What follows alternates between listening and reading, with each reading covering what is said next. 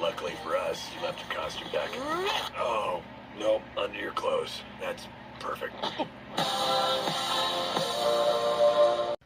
Because everything is good when you're Batman, especially when you have a trailer that takes one of the characters from the Lego movie and adds in, of course, we built this city on rock and roll.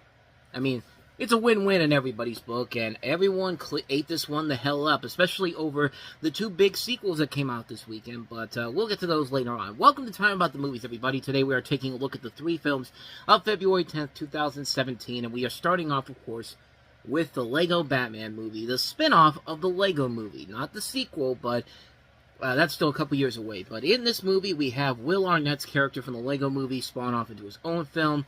And there are big changes brewing in Gotham City. And if he wants to save the city from the Joker's hostile takeover, Batman may have to drop the lone vigilante thing, try to work with others, and maybe, just maybe, learn to lighten up.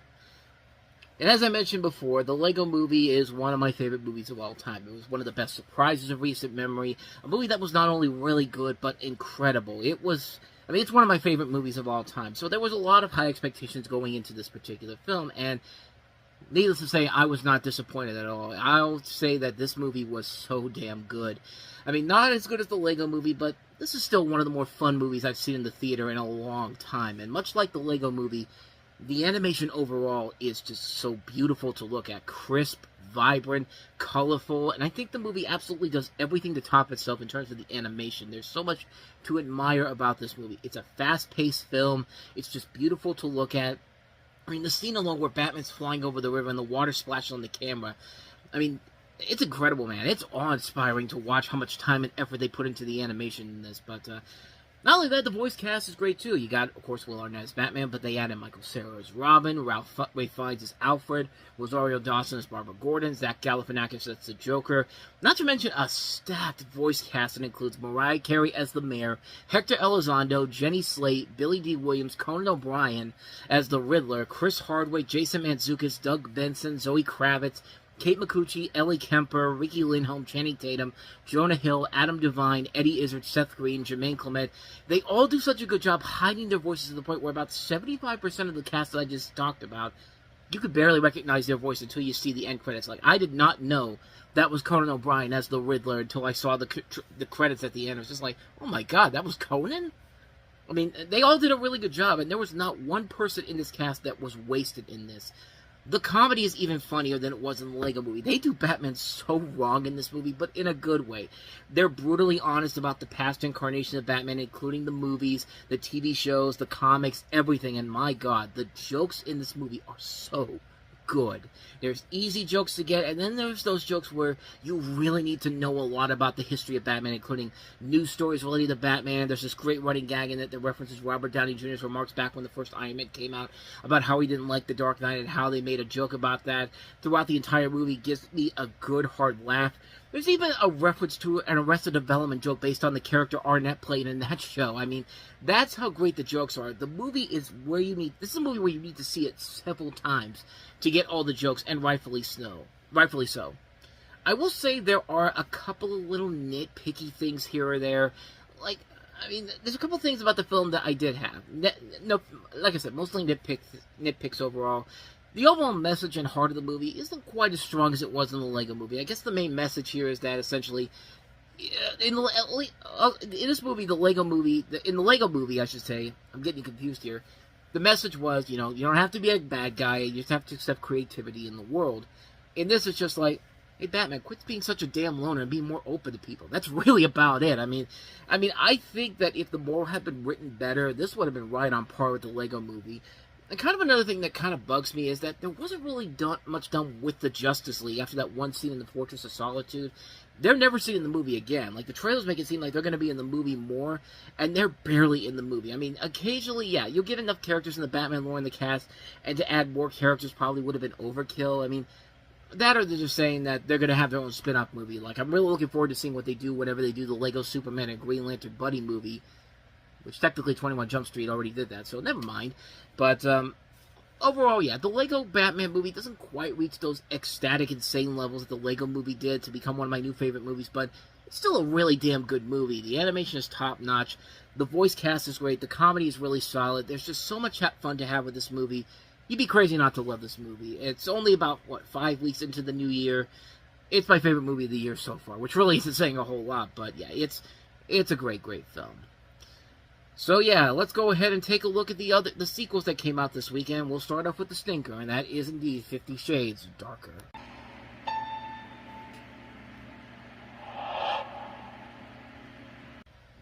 So yeah, I had no idea that was actually the DVD preview for 50 Shades Darker. I mean, it's literally just a scene I think they took from 50 Shades of Grey and just said, 50 Shades Darker coming to theaters. I mean, that's pretty much about it. But yeah, there's really nothing about this movie that's worth it. I mean, you thought the first movie was bad. I mean, this one, well, let's talk about it.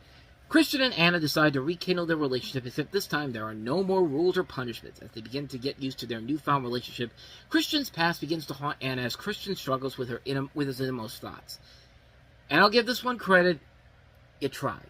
You got James Foley directing this. This is the guy that did Glengarry Glen Ross, one of the great movies of the last 30 years. I mean, that's a great movie. They did try to bring something to the series to turn it around, and it is better than 50 Shades of Grey.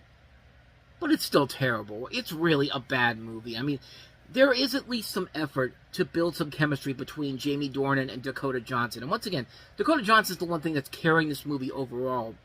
Like, she's the one thing I'll say that's positive about this. And I will say the chemistry is a lot better in this than it was in the first film. But with that said, this movie still can't help but suffer from a lot of the same problems that made the first movie what it was. But with the books, Christian Grey is still creepy and still comes off as psychotic, stalkerish in so many scenes in this, especially early on when the two are separated, and he just randomly shows up at an art exhibit that she's at. Then again, he's more sane compared to some of the other characters in this movie. I mean, Eric Johnson playing Jack Hyde. I mean, you're really going to throw in Dr. Jekyll and Mr. Hyde in this case here with such a bland and even more creepier person than Christian Grey is. There's those points where you just feel uncomfortable watching this. And it's also not helping that there's no real story to follow here, as things just happen to pad out the runtime, and they're a lazy attempt to build action or tension. Remember in the trailers where you see a scene where a helicopter crashes at Christian Grey's, and you think, oh, he's going to be dead, you know? Where is he? Is he okay? Has he really died? There's this massive search and rescue effort going on here, and then the next scene, he's just coming back into the room and just like, hey, everybody, how you doing? I'm perfectly fine. Like, it's like, this movie does not give a shit whatsoever. And they know they don't give a shit because they know they've got money in the bag, even though, yeah, they lost to Legos. So that should tell you something right there. But I mean, on top of that, you never really feel like why anybody should be jealous of Anastasia Steele being with Christian Grey, because the movie makes it seem like it's the most important thing in the world. Half the people in this movie have nothing else better to do but bitch and moan about the fact that Christian Grey is fucking this plain Jane girl. Just like, get a life, people. Seriously. Like, how about you stop acting like a fucking nutso, or maybe you'd have a shot at them? I mean, honestly. But then again, what else is there left to say? The music is also once again trash. Danny Elfman once again being wasted. And, yeah, the main song is a fucking Taylor Swift song. I think you know how I'm going to feel about this movie. Which does not bode well for Toy Story 5, as it was literally announced today that she's going to have a song at the end of the movie. But, I don't know. Maybe it'll work out there. But 50 Shades Darker, though, there are very small elements of them trying to bring something to give this a lift, but it's not enough to turn this around overall. It just does not work. There's just nothing of merit here. The story is still lame. The music is still trash. The characters are still unlikable. It's just a major misfire of a film, man. It's bad. It's a bad, bad movie, So let's go ahead and take a look at the much better sequel that came out this weekend, John Wick, Chapter 2.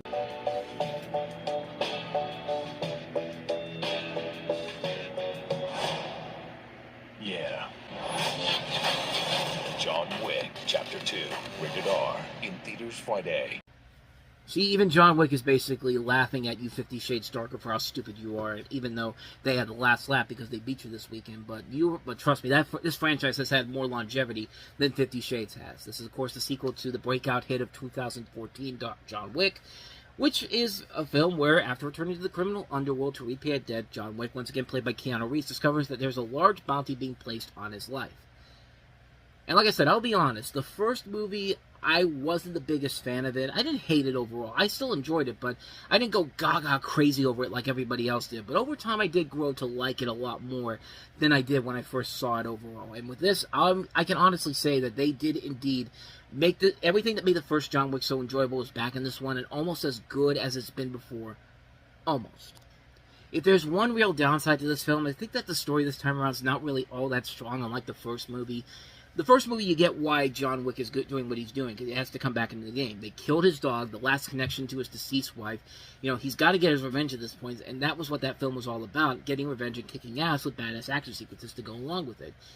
To its credit, though, at least I give this one credit for not just simply retreading the story along like the first film did, and doing it unlike a certain action franchise that it could do that thought it could do the same thing and failing miserably at it. Or Taken.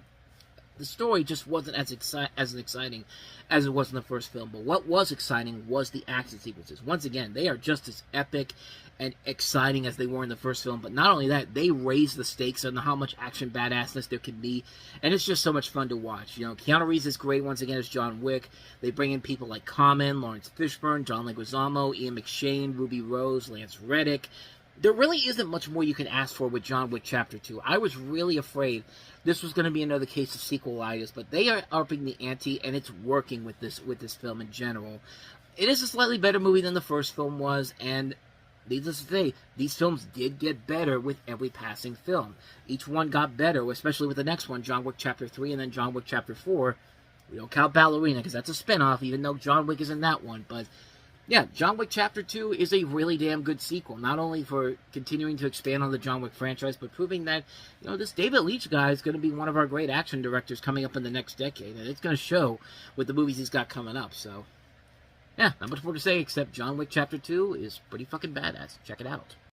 And so, with all that said, we wrap up another episode of Time About the Movies. Next time we meet, we take a look at the films of President's Day weekend. Not quite as strong of a slate like we had this week, except, even worse, because, yeah, all three of the movies we're going to look at are nowhere near as good as any of the films we just took a look at this weekend. They're more, imagine 50 Shades Darker times 3, because we have Matt Damon starring in The Great Wall, which is another big-budget Universal blockbuster that nobody wanted to see because it was pretty fucking stupid what they were trying to do with that.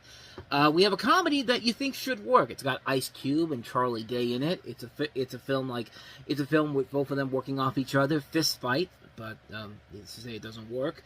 And we have Gore Verbinski, who usually can be very reliable. Not this time around. A cure for wellness. More like a cure for a better movie, I'll say that. But yeah, we'll take a look at those three movies tomorrow here on the channel, so stay tuned for that. But with all that said, thank you so much for watching this. I hope you enjoyed it. If you did, please go ahead and do me the honors of hitting that like button, that subscribe button, and that notification button. Also, don't forget to check out our playlist, and don't forget to check out the previous episode we did. So with all that said, whether it's in the past, the present, or the future, I will see you at the movies. Take care.